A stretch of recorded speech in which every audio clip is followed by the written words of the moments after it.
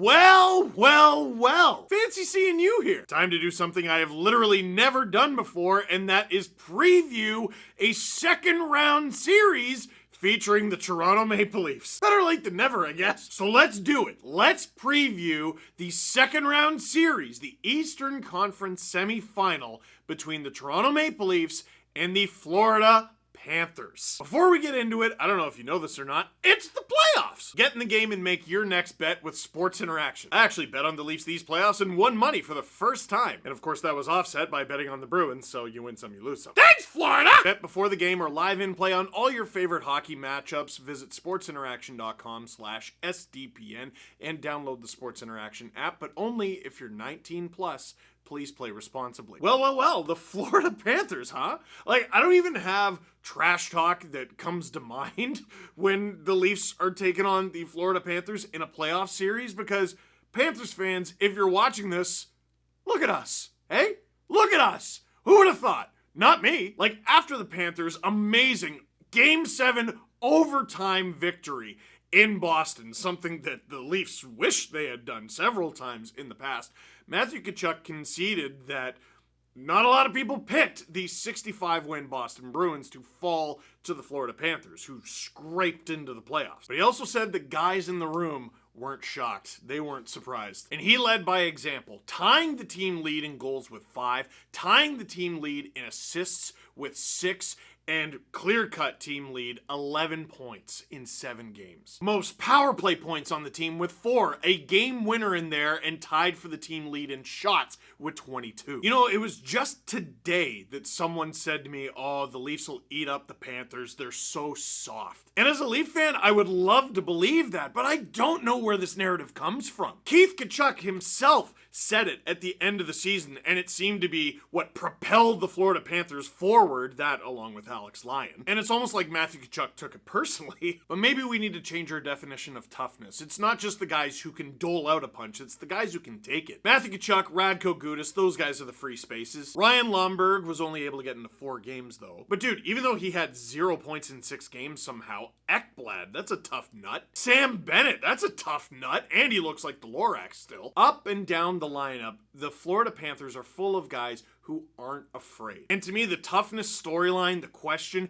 it's not even a factor for either of these teams. Look at who they beat. The Leafs had to go through the Tampa Bay Lightning, and the Florida Panthers had to go through a juiced up version of the Boston Bruins. Even with Bergeron out of the lineup, the guys they acquired, Hathaway, Orlov, Bertuzzi, those are all nightmares. This is going to be a lip-reading series for the history books. Sheldon Keefe, he did a good job buttoning it up in the series against the Lightning, but he went off on the refs several times, many times during the regular season. And then there's Paul Maurice, who says F off more than please or thank you. Now, the Leafs eliminated the Tampa Bay Lightning in Game 6 by going with an 11-7 lineup. It looks like, based on the rushes in the day before Series 2, Round 2 starts, which is tomorrow, quick turnaround for both teams, the Leafs are going with something a little different, and it's actually the lineup I wanted heading into Game 6. Nyes, Matthews, Nylander, that doesn't change. Yarncroke, Tavares, Marner, that doesn't change. Bunting, O'Reilly, Achari, they only just got here, but that doesn't change. That's a nightmare of a line. And then it's Aston Reese with Kampf and Kerfoot on the 4th line. A lot of speed there, even with Lafferty taken out of the lineup. Brody Hall stays together. Riley Shen stays together. It's Liljegren with Giordano on the 3rd pair. And listen, whether it's Hall or Liljegren on that 3rd pair, I know one thing: keep them the heck away from Matthew Tkachuk. Home ice, on the road, keep them the heck away from Matthew Tkachuk. Jake McCabe, he's got a fighting chance at least moving the guy. Luke Shen, he's got a fighting chance at least moving the guy. One of his early Leaf highlights since he was acquired was boxing out his brother, Brady Tkachuk. For all the things that we love Mark Giordano for and Timothy Liljegren for, they bring unique skill sets that I think are good when used properly.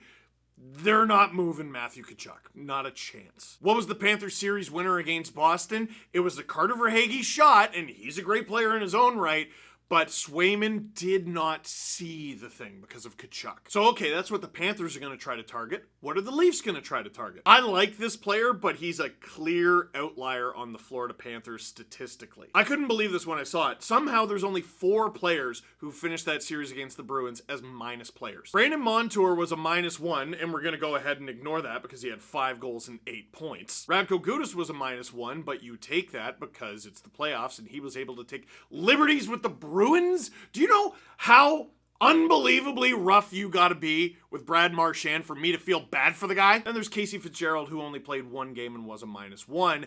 Anthony Duclair on a team that had no players below -1 was a -6 somehow. Listen, Tampa dictated the play in a lot of that series. You could even argue they were the better team, didn't come out with the win. But against Tampa, the 11-7 setup made sense. When I look at a guy like Duclair, I think the Leafs like their odds of going 4 lines versus 4 lines against the Panthers. Maybe the Panthers soften them up after a few games and they change their mind and maybe want to go 11-7 to alleviate some of the bumps and bruises they accumulate along the way. But I think starting the series against the Panthers with a 12-6 setup makes a lot of sense. Part of what made Florida's victory over the Bruins so spectacular is Barkov wasn't even on top of his game. He was battling illness, he didn't shoot the lights out, but with an injured Patrice Bergeron not playing and then playing injured, your job is a little easier, isn't it? Now it's bing, bang, boom. Matthews, Tavares, O'Reilly. That is tough. And I like Matthews, Nylander, Tavares, Marner because at minimum, you're keeping one of Matthews or Marner away from Barkov at all times, unless you play him, 40 minutes a night. I think the line for either team that's going to have the biggest impact in game 1 and 2 of this series is going to be the Panthers' quote-unquote second line, according to Daily Faceoff. Matthew Tkachuk on the right, Sam Bennett in the middle, Nick Cousins on the left. Nick Cousins is one of the very few Sault Ste. Marie Greyhounds who the Leafs don't have, but that line is just a battering ram. Who can score? That is a line that I think embraces the saying, it's a long series. Even if the Leafs were to take the first game at home or even the first 2 games at home, how much did that line soften you up? How difficult did that line make it in games 1 and 2 for you to feel comfortable in games 3, 4, 5? Who knows? It's once again a battle of 2 Russian goalies who are extraordinarily difficult to read. There's Sergei Bobrovsky, who is either all-world or barely playable. What's incredible is he wasn't even all-world in Game 7. That 3rd goal was unforgivable. How did the Bruins screw that up? Might have been a little softened up, like I suggested. And then there's Ilya Samsonov, who, for as good as he was for most of that series against Tampa, we know he's not playing at 100%. And Tkachuk, I keep going back to Tkachuk, but it's Tkachuk is going to go straight after him. Remember, it was Tkachuk falling on Jack Campbell in a game where Jack Campbell was injured that put him out for a while in the bubble season back when Tkachuk was with the Flames. That being said, the Leafs have the depth advantage everywhere. Listen, the Panthers do have guys who are underrated and maybe people don't know that much about. Forsling on the back end. Lundell, I think, is going to be a big factor on the 3rd line. Brandon Montour has been the breakout player of these playoffs. Breakout player this season. His career high was like 36 points, I think, heading into the season. He had over 70. Where did that come from? His D partner is Mark Stahl. Most importantly for this series, for entertainment value, you have 2 teams who are feeling great. Leafs win their first playoff series since 2004, and this group in particular has been fighting and battling to finally get over that first round hump. That's it. Just get over the first round hump. They got to be riding that high. I wonder, how do you collect yourself after that? Are they going to be locked in? Are they going to be focused? Because that only happened 2 days ago. And then you got the Florida Panthers, who nobody picked to beat the Bruins. Did anyone in any major broadcaster, paper, anywhere pick this upset? If you do know, let me know in the comments, because I want to know who the heck and what they knew. I think my favorite statistic heading into this series is the Leafs have a better record in Florida in these playoffs than the Panthers do. Panthers are 1-2. The Leafs are an undefeated 3-0. All the things that applied to the first round for both teams apply to the second round.